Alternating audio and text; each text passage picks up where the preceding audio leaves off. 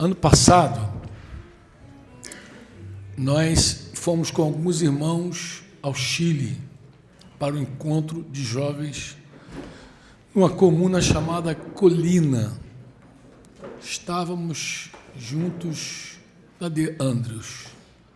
Andrews, Carol, Robson, Michele, dos obreiros aqui, Daniel, Yasmin, e mais alguns jovens. Deixei alguém aqui de fora? Não. Esqueci de alguém do ano passado? Mas na hora da janta, aconteceu algo assim muito tremendo na hora do jantar. Começou um louvor espontâneo na hora da janta. Os jovens lá estavam lá. Tinha o Willy Bretas, que estava com a gente também, o Willy, com a turminha dele. Começou a mover assim, um louvor espontâneo, que foi pegando fogo e acabou, pegou fogo. Aquele louvor que tudo indicava, o Espírito Santo estava dizendo para nós que não ia ter mais reunião a partir daquele momento. Nenhuma reunião, e o Espírito Santo veio e começou a batizar aqueles jovens chilenos com o Espírito Santo. Não sei se algum brasileiro foi batizado ali, mas o Senhor encheu os chilenos com o Espírito Santo. Esses irmãos voltaram e eu fiquei mais uma semana no Chile por conta da nossa viagem. Quando a gente faz ao Chile, os irmãos querem que a gente fique mais tempo, na verdade. Eu fiquei com o Denise. E eles me pediram para eu falar sobre um livro que eu escrevi, a pedido até de Daniel, Criando Hijos para Deus, quer dizer, criando filhos para Deus. E eu fui, então, na outra semana, a Santiago, falar sobre criando filhos para Deus. E nessa conversa, nessa reunião com os pais, ali em Santiago, sempre tem aquele momento de perguntas e respostas, né? Eu lembro de uma mãe me perguntar sobre o que acontece, como que fica toda aquela instrução que eu estava dando ali, quando você tem um filho com algum transtorno, né? E eu respondi assim com toda a simplicidade que a gente pode responder, dizer, querida, eu não sei, porque a Bíblia não fala de crianças com transtorno. A Bíblia diz que a gente tem que criar nossos filhos, educar nossos filhos. A Bíblia não trata de transtorno, inclusive até porque tem muitos transtornos também que a Bíblia chama de pecado. Que não é transtorno, coisa nenhuma, a Bíblia dá um outro nome, é pecado. E a Bíblia fala desse comportamento humano de uma maneira diferente que os psicólogos falam, que os psiquiatras falam, que os psicanalistas falam.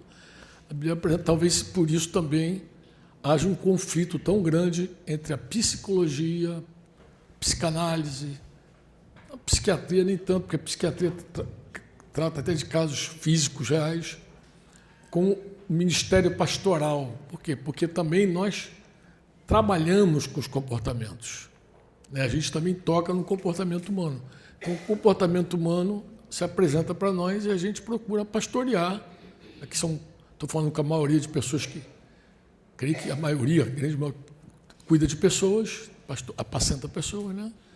E aí você, ao apacentar, você está literalmente trabalhando com o comportamento daquela pessoa. Você está buscando, de alguma maneira, guiar aquela pessoa na vontade de Deus, né? E eu expliquei isso para a mamãe lá. E, por fim, um casal se aproximou de mim, um casal que é bem querido lá entre os chilenos, tanto de Colina quanto de Santiago. Ramiro Sanches é o nome do pai. Não sei se chegou a conhecer Ramiro, Rafael. Rafael, não sei se conhece. Ramiro é um cara, pensa numa figura simpática. Ele, a esposa, e tem 3 filhos, Ramiro. Ele se aproxima de mim e fala... o que você falou tem muito a ver com o que a gente viveu com a nossa filha. A filha dele tinha sido batizada com o Espírito Santo naquele encontro de uma semana anterior, lá em Colina. Ele falou, inclusive, nossa filha esteve lá, ela tinha 12 anos, 12 anos para completar 13, ela foi naquele encontro em Colina e foi batizada com o Espírito Santo. E eu fiquei assim, muito tocado com o assunto deles. Às vezes começaram a me explicar alguma coisa, mas eles se prontificaram a nos levar para o aeroporto, porque logo depois daquele dia seguinte a gente ia embora. Ele falou, posso levar você para o aeroporto? A gente conversa sobre isso. Eu falei, claro, Ramiro. Falei com os pastores, e ele então eles então se encarregaram de nos levar até o aeroporto e fomos então conversando, e eles foram nos narrando uma história difícil com o filho. Uma filha, uma mocinha chamada Amanda. E eles falaram, olha, nós não sabíamos mais o que fazer com a nossa filha. Polícia, 3 vezes lá em casa. Psicólogo, psicanalista, psiquiatra, culto de libertação. A gente tentou tudo com a nossa filha. O que diziam para a nossa filha, a gente levava. Falou que era qualquer coisa, a gente estava lá levando. Só que a gente não sabia mais o que fazer. E, por fim, um dia ela teve um ataque, mais um dos ataques dela, e que não chamou polícia, nada, mas ela jogou uma faca na irmã, e a faca atravessou um pijama. Era uma faca, não de ponta, era uma faca dessa faca de mesa, que eles chamam faca de passar manteiga. Né, sei lá. Ela atirou com tanta ira, tanta força na irmã, que a faca atravessou aquele pijama grosso e cravou na perna da irmã. E foi aquele alvoroço, a mãe não sabia o que fazer, mais uma vez não sabia o que fazer, a filha esfaqueada saiu porta fora, de pijama ainda foi para a rua, e a menor ficou lá, dando aquele chilique todo, e a mãe sem saber o que fazer. Bem, nesse encontro agora, que a gente foi agora recente, numa das viagens, né? Acho que a gente fez 7 viagens nesse segundo semestre. A gente foi a Recife, a gente foi a Aracaju, Pôr da Folha, depois a gente voltou, a gente foi a São Paulo, Boa Esperança, Brasília com Flecha, depois de Brasília a gente foi ao Chile, depois a Curitiba. Foi intenso o nosso segundo semestre. Mas, nessa viagem ao Chile, a moça estava lá no retiro, nosso retiro jovem, a jovem Amanda. E estava com a irmã dela, Antônia, mais velha, que levou a facada. E eu conversei com os pais assim, e pedi para que em algum momento a gente repartisse o testemunho dela ali. Nós tínhamos aproveitado, nós levamos uma irmã brasileira, a Gabizinha, que repartiu o testemunho dela, um testemunho que a gente recomenda, inclusive, para os irmãos das cidades, aí, que um dia quiser levar os jovens e ouvir o testemunho da Gabi, um testemunho muito claro, a irmã muito clarinha, um testemunho que edifica principalmente uma juventude que está envolvida com problemas de homossexualismo, coisa e tal. Acho que ela agrega e abençoa muito, muito clarinho, muito abençoado o testemunho da Gabi. A Gabi deu aquele testemunho ali e, no dia seguinte, eu pedi para os pais da Amanda se ela podia falar. A menina de 13 anos agora, e eles autorizaram, não, claro e tal. Inclusive, era algo que a própria Amanda, segundo a gente entendeu, havia pedido a Deus, a oportunidade de contar a experiência dela. E ela, então, começa o testemunho dela, que eu espero que em algum momento tá público lá, pedir para os jovens lá da internet lá subir com o testemunho dela, está traduzido em português ali, o intérprete, né? Ela começa a dizer que poderia, ela começa a dizer, talvez tenha sido antes dos 3, mas que eu tenho consciência mesmo, foi a partir dos 3 anos que eu comecei a ter os ataques na minha vida. E ela seguiu com aqueles ataques, narrou todo aquele episódio, narrou a primeira vez que a polícia foi na casa dela, e ela narra que a primeira vez que a polícia foi na casa dela, ela correu, entrou no quarto, se trancou, e o carabineiro, o policial chegou na casa e falou com a família, subiu o 2º piso, e eu discerni, ouvindo o testemunho dela, eu mesmo interpretei o testemunho dela lá, fui discernindo a situação. O policial, ele entra e bate na porta e diz, Amanda, abre. E ela, abre. Ele, muito tranquilo, falou, tá bom, se você não abrir, eu vou arrombar a porta. Vou arrombar, sai da frente que eu vou arrombar. Aí ela prontamente abriu a porta e aquela carinha mais doce. E ele começou, então, a conversar com ela. Isso ela narrando. Começou a conversar com ela e dizer, olha, Amanda, eu atendo muitas ocorrências e tal, eu vou em muitos lugares, e, olha, eu encontro muitas famílias quebradas, meninas como você, sem pai, sem mãe, sem casa, e você é uma menina tão abençoada, com tanta coisa aqui, por que você não se arrepende? Deu uma chamada ela ao arrependimento. Isso num dos episódios dela. E ela vai narrando, contando, narrando, até o dia que ela tira a faca da irmã, porque a irmã que recebeu a facada, ela foi para o metrô para se jogar no metrô lá e se matar. A irmã queria tirar a vida. E ela, naquele dia, ela ficou balançada. Ela dizia assim: mãe, tu não vai fazer nada, você não vai atrás da minha irmã. E a mãe simplesmente falou assim: não vou não. E se acontecer algo com ela, você é responsável, você é culpada. Então, ela começa a contar os episódios que marcaram ela. Mas, por fim, ela vai dizer o que levou ela... sim, porque os pais... Eu me esqueci de dizer. O que chamou a atenção nossa foi que os pais falaram assim, quando ela fez 12 anos, ela pediu batismo. E nós falamos para ela, como é que tu vai se batizar com um comportamento desse? Tu não tem como se batizar. Mas, de tanto a menina insistir, eles finalmente consentiram no batismo dela. E aí eles começaram a narrar. Quando ela se batizou, ela se transformou numa outra pessoa. Ela se tornou uma outra pessoa. E completamente diferente de tudo. Mas agora, ouvindo a Amanda, a gente entendeu melhor o que levou ela ao batismo. Ela falou, então, que já estava lá naquelas consultas, começou a tomar remédio, ficava... Mas ela não gostou da experiência de ser inchada por causa do remédio e nem gostou da experiência de ficar dopada, lerda. Aquilo começou a mexer com ela. Ela, uma menina de 12 anos, começou a ficar gorda, inchada do remédio, ela naturalmente repudiou aquilo, não quero ficar assim. Aí foi quando ela falou com a mãe e com o pai para quero me batizar. E os pais resistiram, mas ela com 13 anos fala igual gente grande, mas você ouvia aquela menina falando, discorre com clareza de tudo. E ela então falou que insistiu com os pais por conta dessa condição que ela estava vivendo. Ela falou, eu estava vivendo uma condição que eu não queria viver. A condição que eu não queria viver, eu estava em outra condição, eu queria sair daquele inchaço, eu queria sair daquela... Eu fiquei dopada, fiquei lerda, eu queria sair dessa condição. Então, ela pediu batismo e, por fim, os pais consentiram, ela foi batizada. E ela disse que quando ela foi batizada, ela viu que Jesus começou a entrar e ajudá-la.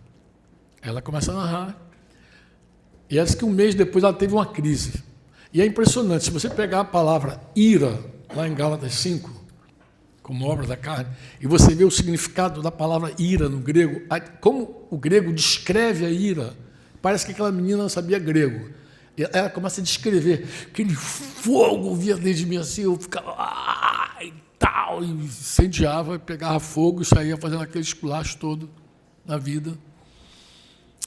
E ela... A irmã mais velha também deu testemunho, Antônio entrou, contou a história também, aí já a versão dela, a visão dela da história. Inclusive, a primeira vez que quem chamou a polícia foi a irmã mais velha. Agora, por que a irmã mais velha chamou a polícia? Porque quando ela viu os pais querendo resistir à irmã mais nova e tratar daquela rebelião, ela simplesmente achou que era caso de polícia, que os pais não podiam corrigir a irmã mais nova, porque a irmã mais nova não estava... O problema da irmã mais nova é uma doença. E se a doença tem que tratar, não tem que corrigir. Não pode corrigir a minha irmã. Foi a primeira vez que a polícia chegou lá na casa dela. Ela própria chamou a polícia para a família, porque não queria ver a irmã sendo corrigida. Mas o que queria chamar a atenção de vocês nesse testemunho? Ela, então, diz que tem essa crise um mês depois. E passaram um tempo, e nesse dia ela subiu, orou, dobrou o joelho, clamou a Jesus, ela disse que dormiu orando. E quando ela acordou, ela teve clareza de que o Senhor a socorreu e havia quebrado algo dentro dela. Foi assim que ela falou, né? Essa história. Bem, ela falou assim, que pediu a mãe para alta da psiquiatria, não queria mais tomar os medicamentos, ela queria alta. E a mãe já havia nos contado isso, indo para o aeroporto. Ela foi lá para a psiquiatra e ela falou, olha, eu estou bem, eu quero alta. E a psiquiatra, mas como é que só assim, um batismo vai resolver a tua vida, não sei o que. Ela, não, eu sei o meu problema com ela. Falei, qual é o teu problema? Ela falou, rebelião. Meu problema se chama rebelião. Eu sou uma menina rebelde, que eu, desde pequena, muito irada, aí começou a pregar para psiquiatra, explicando o seu problema real, verdadeiro. E o que chamou a atenção dos pais? Porque quando eu estava falando sobre criar filhos e comportamento, coisa e tal, eles tinham acabado de experimentar isso na vida. Eles viram uma pessoa se arrepender. Inclusive, a mãe falou agora recente assim, eu lutei contra a rebelião da minha filha, até o dia que ela lutou.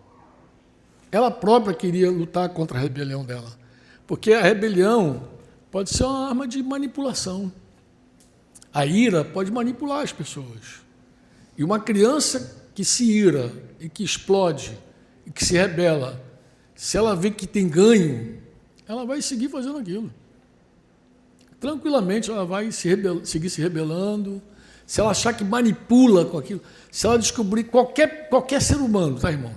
Qualquer ser humano que descobre que pode manipular seus pais, de alguma forma, ele vai usar essa arma para manipular. Qualquer esposa, me ouçam, que se descobrir que tem uma arma para manipular seu marido, vai manipular. Qualquer filho, qualquer filha que descobrir que tem uma arma para manipular, vai manipular. Qualquer discípulo, se descobrir que tem uma arma que funciona com o seu discipulador, se descobrir que tem uma arma que funciona com o seu pastor, vai usar para manipular, porque a carne é manipuladora. E ela é capaz de usar ferida, ela é capaz de usar força, capaz de usar chantagem emocional, é capaz de tudo, né? Vou me matar! Né? Já diz meu amigo Cid, que foi atender um caso lá ali em Resende, né, Cid? A irmã queria se matar, a gente conhece a família pediu socorro. E Cid falou, Franco, eu fui lá na cozinha, peguei uma faca para ela, falei, você não vai se matar com isso não, então, toma uma faca aqui, com essa faca você se mata. Parece coisa de maluco isso aí, né? Coisa de Cid, né? Ele falou que estava querendo se matar com preço barba. Ele falou, não, minha filha, tu não vai conseguir se matar com isso não, deixa eu ir lá te ajudar. Foi lá dentro, pegou uma faca e deu para ela, bem pontiaguda, mas se mata com isso aqui, toma. Está vivo até hoje, né, cara? Graças a Deus. Glória a Deus. Usando a faca e fazendo a barba do marido. Não, gente, olha, tem várias coisas nesse contexto nosso pastoral que, se você... Eu estou falando isso aqui com base um pouco do que o Cláudio citou antes aqui, de pessoas que começam a pastorear sem a palavra.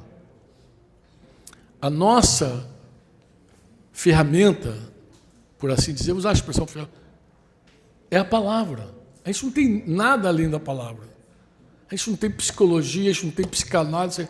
Nossa ação é a palavra. E a gente precisa confiar totalmente na palavra. Vocês sabem que Billy Graham, ele teve uma crise com a palavra. Vocês sabem disso? Sabe, não? Você não conhece a história de Billy Graham? Tem um documentário aí. Esse documentário do Billy Graham está aí, que canal aí? Que plataforma é essa? Prime Video. Aí um documentário que eu recomendo você assistir. Um documentário sobre Billy Graham no Prime Video. Assiste lá. Ele tem... Eu já sabia dessa crise, mas ali conta melhor a crise que ele tem com a Escritura Sagrada. Porque ele estava vivendo naquele momento, naquele tempo nos Estados Unidos, onde se questionava muito a inspiração da Escritura, a palavra mesmo como sendo palavra de Deus, inspirada por Deus. Ele vivendo aquela crise, um dia disse que ele falou com Deus, desafiou mesmo a vida dele diante do Senhor, falou, olha, Senhor, eu vou assumir essa palavra como tua verdade e pronto, mas eu quero que tu confirme ela cada vez que eu falar. Eu não sei se você já se ligou que Billy Graham, ele só dizia assim, está escrito, a pregação de Billy Graham é só assim, está escrito, está escrito, está escrito, está escrito. Então, Billy Graham pregava dizendo, está escrito, por conta dessa crise que ele teve com a palavra.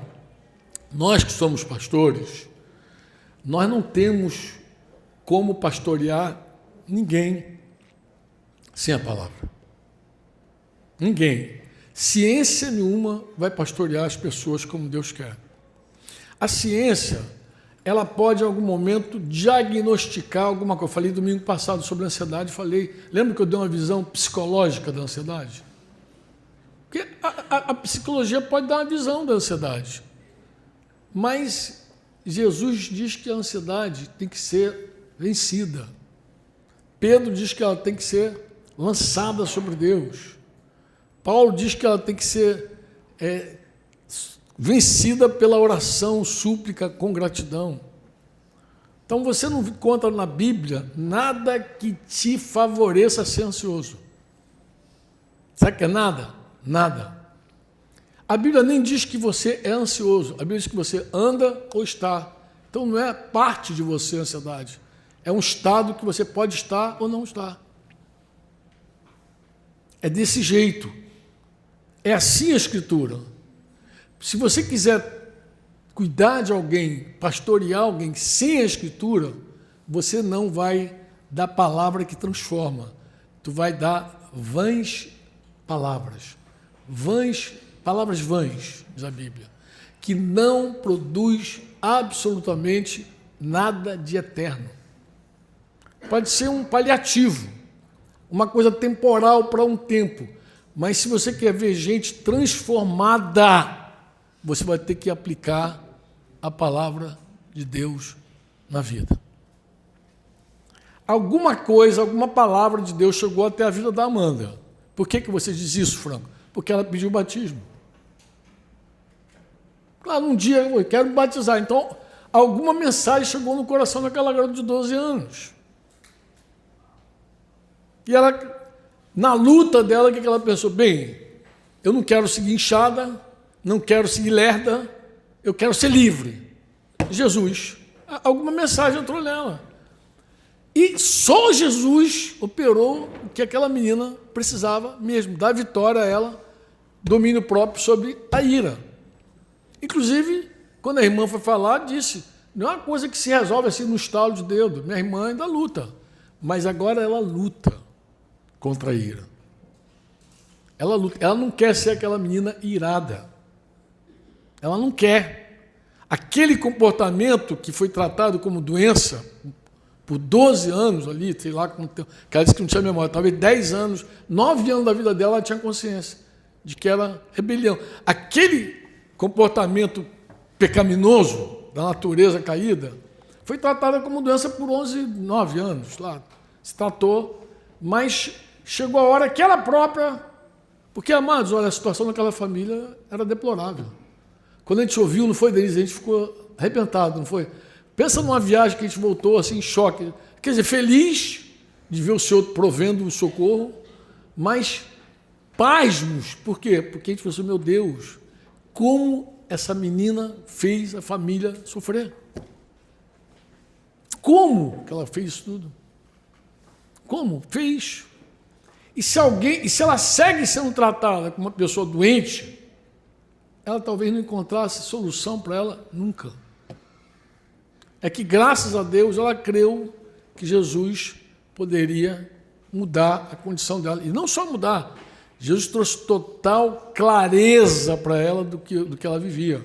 Tanto que ela foi lá e pregou para a psiquiatra e experimentou aquela bênção de ser livre. Coisa linda é ouvir Amanda falar, irmão. Mas à medida que você ouve, como pastor, eu fico pensando, meu Deus, quantas vezes nós deixamos de dar a verdadeira palavra do Senhor e ficamos ali no paliativo, às vezes até empurramos pessoas para buscar ajuda médica. Nós empurramos. Falava agora a mesa ali com aquela panelinha ali, Cidinho, Luciano, aquela panela. Eu estava falando, irmãos, às vezes quem empurra somos nós. A gente vê um caso muito complicado diante de nós e a gente acha que não tem solução com o nosso aconselhamento e aí a gente acaba dando quebra. Eu também queria dar um toque em vocês de algo que eu falei com o presbitério esses dias. Eu estive em Curitiba, nessa viagem de Curitiba, achei muito interessante assim, no dia eu participei de uma Assembleia Geral, que os irmãos estavam repreendendo um pastor lá, querido, uma Assembleia muito legal. Se vocês quiserem, o link dessa Assembleia eu tenho, é um link não listado, mas eu já enviei pelo menos enviei para Wanderson. Cadê Wanderson? Enviei para Wanderson. Enviei para você não, né, Paulo? Acho que só enviei para o Wanderson até agora, assim, em off. Ele me contou uma história, eu falei, ouve aí, Wanderson, a história desse casal. Então, mandei só para o Wanderson, não mandei para mais ninguém. Mandei para alguém, mandei para você também.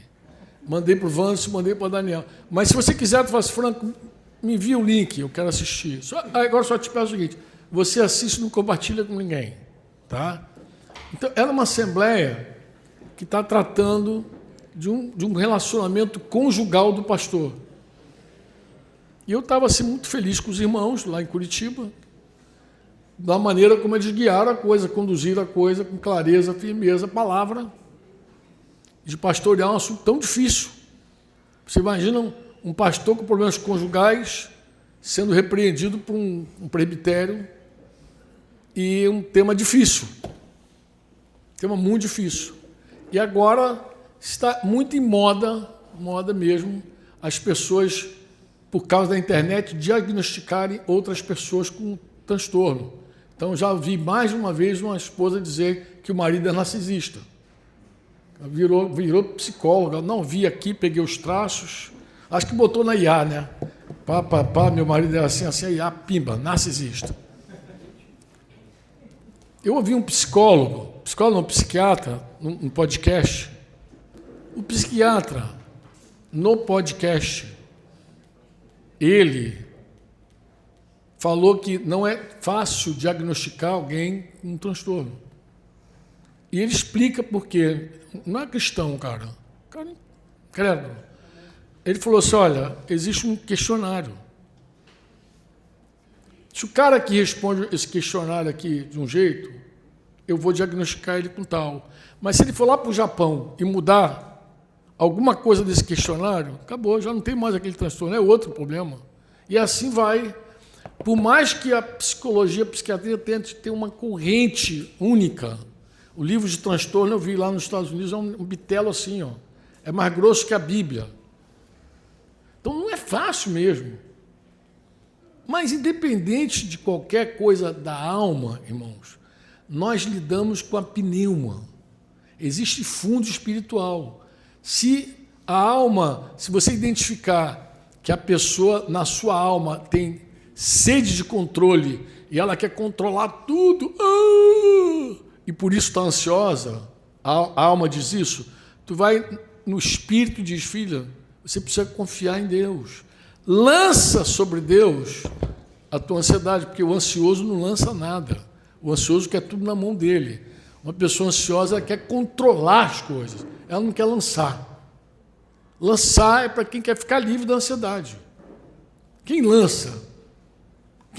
Você já viu alguém que abraçou a ansiedade desesperadamente, querer abrir mão de alguma coisa? Lançar, abrir mão de alguma coisa. Você já viu isso?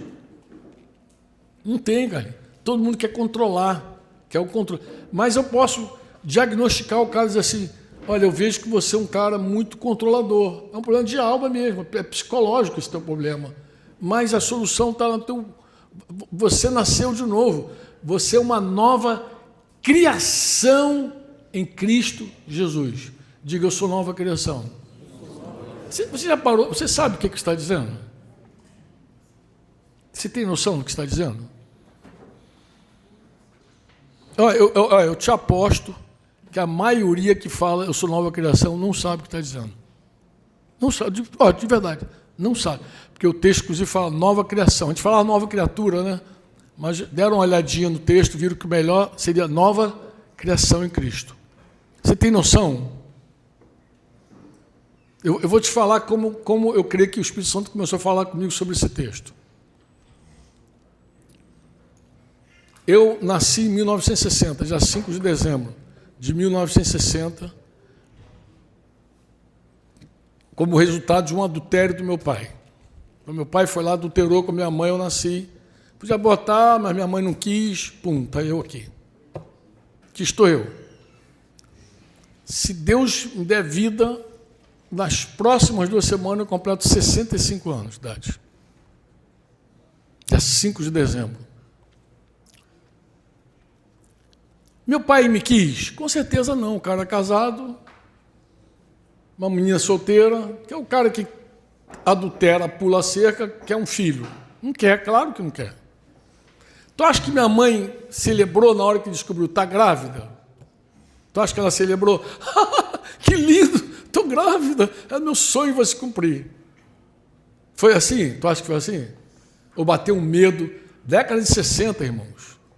Mãe solteira da década de 60. Você não tem ideia do que é isso. Você não tem ideia do que era uma mãe solteira na década de 60. Você acha que minha mãe celebrou? Eu te digo, não celebrou. Ela se encheu de medo, de temor, ela não celebrou. Então, como esse cara vê o mundo? Desse jeito. Esse cara que está falando contigo, é desse jeito que ele veio. Eu te pergunto, como que eu existo desde a fundação do mundo? Eu não existia desde a fundação do mundo, mano. Eu existia desde 1960 ali, quando minha mãe engravidou. Só que no dia que o Espírito Santo me regenerou, ele me colocou em Cristo. E ao me colocar em Cristo, eu passei a ser uma nova criação. Eu existo desde a fundação do mundo. Então, tudo que não foi planejado, não foi desejado, não foi amado, não foi querido, nada, tudo que afetava a minha psique desaparece. Por quê? Porque eu sou uma nova criação em Cristo.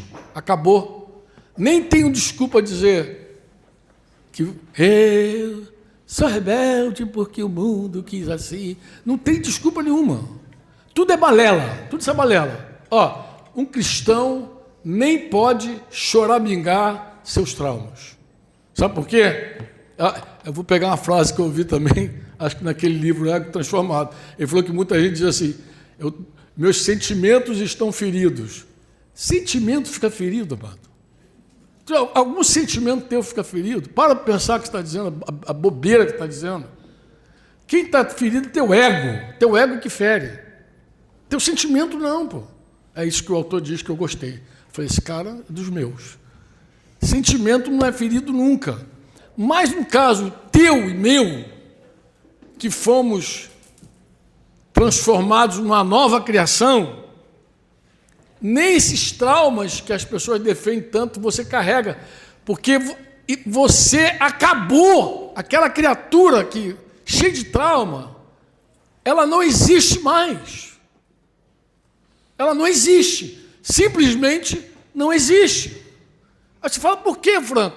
Porque você é uma nova criação em Cristo. Inclusive a Bíblia diz que você foi nele escolhido. Efésios lá, nos primeiros capítulos, você foi escolhido nele, você foi amado nele, você foi predestinado nele antes da fundação, desde a fundação do mundo. E como é que isso aconteceu? Aconteceu assim, do jeito que eu estou te falando. No batismo, você foi sepultado, morreu. Quando você se levantou, você é uma nova criação em Cristo. As coisas velhas. Ficou para onde as coisas velhas? Para trás, pô. Fica lambendo ferida, isso não é coisa de crente. Nem de ti, que você não sabe, que eu sofri com meu pai, com minha avó. Para com isso, pô. Em nome de Jesus, você nem crê no que lê. Se você cresce no que você lê, você dizia, não, eu apaguei aqui, deu um del, eu fui colocado em Jesus, fui lá atrás, antes da fundação do mundo, aí minha história começa. Amado nele, escolhido nele, chamado nele, desejado nele, né?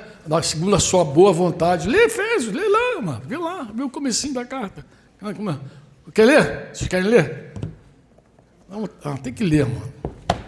Tem que ler. Agora eu vou falar igual o Mitian. Leia e creia. Porque Mitian diz, eu leio e eu creio. O problema é que a gente lê e não crê, cara. A gente tem que voltar para a Escritura, mas não é suficiente você voltar para a Escritura sem crer, tá, amado, no que você está lendo. Você tem que ler e crer. Bendito seja o Deus e Pai de nosso Senhor Jesus Cristo. Versículo 3. Que nos abençoou com toda o quê? Toda a sorte, todas as bênçãos espirituais das regiões celestiais em Cristo. Antes da fundação do mundo, Deus nos escolheu. Ah, como é que foi? O pessoal só fica pensando, não, mas aí ele me viu no ventre da mãe. Meu querido, você morreu. Você nasceu de novo. Aquele teu nascimento foi desconsiderado. Aquela tua história acabou. Você é uma nova criação em Cristo Jesus. Acabou. Para de lamber tuas feridas. Pô. Para de usar a tua ferida para manipular, sei lá o quê. Para com isso em nome de Jesus. Se arrepende. Ele diz, antes da fundação do mundo, Deus nos escolheu nele para sermos santos, irrepreensíveis diante dele em amor. Nos predestinou para ele, para sermos adotados como seus filhos, por meio de Jesus Cristo, segundo o propósito da sua vontade, para louvor da glória da sua graça, que ele nos concedeu gratuitamente no amado. Cara, será que de verdade a gente crê que somos nova criação, que aconteceu desse jeito?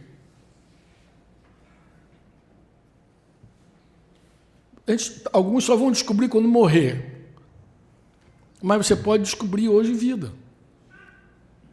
Então, o que tem efeito para nós não são as coisas desse mundo. As coisas desse mundo não têm nenhum efeito para nós, verdadeiro. Vai ser tudo palavra vã. Qualquer técnica, qualquer palavra. Aí vocês dizem assim, pô, Frank é radical. Amados, eu sou bíblico. Me dá nervoso, eu estava falando para os irmãos, eu estava explodindo já, eu precisava falar, eu precisava ler todas as doenças da ansiedade e explicar para os irmãos que a ansiedade não é um estado normal, que não é aceito pelo Senhor. O Senhor diz para não ser, para não andar, nem de ser, não andar, não estar ansioso. Eu estava explodindo de agonia, de ver como as pessoas aceitam aquela lista de doenças que eu li domingo passado, uma lista de grandes doenças. Eu falei, mexe com todo o sistema, tua bexiga, mexe com o teu músculo, mexe com o teu cérebro, mexe com tudo, com tua vida toda. E o pessoal aceita isso de boa. A gente toma um negocinho ali, um ansiolítico, pai, e vai tocando a vida. Gente, que desgraça. Eu estava queimando. Mas eu percebo que tudo isso só passa por isso. Qual é? A gente lê e não crê. A gente lê e não crê, fica dividido, oscilando. Eu falei mais cedo sobre oscilar entre Babel e a igreja, oscilar entre Babel e a igreja. Agora eu vou terminar esse tempo dizendo, nós oscilamos, irmãos, entre crer e ser incrédulo. Crer e ser incrédulo, crer e ser incrédulo. Porque se a gente só viver por fé, e o justo vive por fé, você vai ver que a nossa história é outra. Mesmo que as bocas falem, não vai ter efeito na nossa vida. Nós somos pastores, pastoras. Nós pastoreamos pessoas com a palavra. Mas se essa palavra não tem efeito para nós, dificilmente a gente vai dar para os outros. Dificilmente. O que não tem efeito para você, você não usa na vida das pessoas. Você vai acabar dando um remedinho para ele. Tu vai acabar dando o telefone do teu médico para ele. Nada contra os médicos. Você vai dar. Sabe por quê? Porque não tem efeito para você. Se tivesse efeito para você, você ia mandar a palavra para a pessoa. Ó, o que me salva é essa palavra. O que sustenta a minha fé é essa palavra. O que me dá vida é essa palavra. É essa palavra, é por ela que eu vivo. Aí você ia dar para o outro. Se isso não tem valor para você, não tem para ninguém. Pode tocar a vida desse jeito. E aí nós vivemos, alguns apacentam com a palavra, outros apacentam, agora eu vou falar com tristeza, mas vou falar com a sua experiência. Porque o que não é palavra, o que não é fé, é experiência. Nós moldamos a nossa cabeça com várias experiências ruins, inclusive, negativas, inclusive experiências de derrota. Experiência de derrota, a gente vai acumulando e a gente já não consegue mais crer. A gente não consegue mais crer porque foi derrotado ali, apanhou ali. Amados, ainda que você não experimente, não mude a palavra. Não mude a palavra. A palavra é o que é. Quando nós tivemos uma experiência ruim com a nossa filha, Débora, que está ali, graças a Deus, eu lembro que um dia eu questionei a palavra sobre criar filhos, sobre disciplina. E o Espírito Santo me repreendeu. O Espírito Santo falou comigo, e eu quero terminar dizendo isso para vocês. A nossa experiência não dita a palavra, nem quando ela é boa e nem quando ela é ruim. Você sabe porque muita gente hoje ensina contra o batismo com o Espírito Santo? Porque nunca foi batizado. O cara nunca foi batizado com o Espírito Santo e ele pega a palavra e coloca debaixo da experiência dele. Já que eu não fui, como é que existe batismo com o Espírito Santo? Quantos aqui são batizados com o Espírito Santo? Eu te pergunto, como é que você ouve o cara pregando contra o batismo com o Espírito Santo? Como é que você entende ele? Eu vou dizer como é que você deveria entender. Ele pegou a experiência dele e colocou a experiência dele acima da palavra e disse, se eu não sou batizado, esse negócio não existe. E aí começa a pregar contra o batismo com o Espírito Santo. Só que isso funciona para quase tudo na vida. Quando você não tem experiência com a palavra, você tende a colocar a palavra debaixo da tua experiência. Se algo dá errado porque você fez algo, eu cumpri a palavra de Deus, algo deu errado, a palavra não muda. A palavra não muda. Você sabe qual é a conclusão que eu cheguei? Que quem precisava daquela experiência não era Débora, era Denise e eu. Falei com ela, não falei contigo, Denise? Falei, meu amor, nós é que precisamos da nossa filha. Nós é que precisamos dessa experiência. Porque a palavra não muda. A palavra é a palavra. A palavra é a palavra é imutável. Se algo não saiu conforme a gente esperava, porque também a gente não faz esperando nada, a gente tem que fazer o que a palavra manda e acabou. Um pouco do que Daniel falou mais cedo. Não tem nada a ver com pragmatismo, performance, nada. É só a fidelidade à palavra. Quando você é fiel à palavra, irmão, descansa a tua alma. Descansa a tua alma. Tu cumprir a palavra. Amém. Vai na fé. Imagina um cara que deu, ficou duro e segue duro. Meu Deus, semeei, não colhi. A menina que guardou a virgindade não casou. Pô, nem sei porque guardei minha virgindade, nem casei. Um dia uma irmã falou sobre isso comigo. Eu guardei. Eu falei, vem cá, você está guardando a virgindade para quê? Para trocar com Deus algum benefício? É um jogo, é uma barganha? Ou é para o teu bem que você é virgem? Por que você é santo? Você é santo para o teu bem. Não tem nada a ver com Deus. Pô. Deus já é santo, santo, santo, santo, santo. Você não tem, Deus não te deve nada. Deus não te deve nada. Porque tem gente que diz assim, não, mas eu fiz isso, me dediquei tanto, me consagrei, não deu tudo errado. Pum. E daí? Você fez o certo. Fez o certo? Segue fazendo o certo, pô. Deus não te deve nada porque você fez o certo. Ao fazer o certo, você foi beneficiado, pode ter certeza. Não traí minha mulher, nunca traí minha mulher. Tá bom, glória a Deus que você nunca traiu. Né? O que a Bíblia diz sobre o leito sem mácula? Oi? Como é? Venerado, pô. É um leito sem mácula, pô. Então, tu não contaminou, glória a Deus, pô. Que não está contaminado, pô. Teu leito. Vai dar glória a Deus e vai à vida. Não, porque eu nunca fiz isso e agora estou colhendo isso. Misericórdia, amado. A palavra é imutável. Ela nunca vai estar sujeita à nossa experiência. Mas, infelizmente, quando nós não pastoreamos com a palavra, a gente pastoreia com a nossa experiência. E, em geral, experiência ruim. experiência ruim. E a gente começa a dar nó em pingo de éter. Inventar, e isso não produz nada na vida das ovelhas, a não ser enfermidade. A não ser contribuir para que ela siga torta, para que ela siga errada, para que ela siga no caminho de morte. Pastora, me escuta, em nome de Jesus. O nosso trabalho é simples demais. Sabe qual é? Cooperar para que o discípulo viva na vontade de Deus. E o nosso trabalho só exige uma coisa de nós: que a gente viva na vontade de Deus. Que a gente dependa dele, que a gente seja um modelo inspirador. Amém? Você ensina a criança no caminho. Você não aponta o caminho e vai para outro lugar. É no caminho. O discipulado é igual. Você ensina o discípulo no caminho. Você está no caminho e diz: filhão, vem comigo, me segue, vem, meu filho. É assim, não tem mistério. E como a gente falou mais cedo, talvez isso nem produza o resultado da Torre de Babel. Aquele resultado esplêndido da noite para o dia.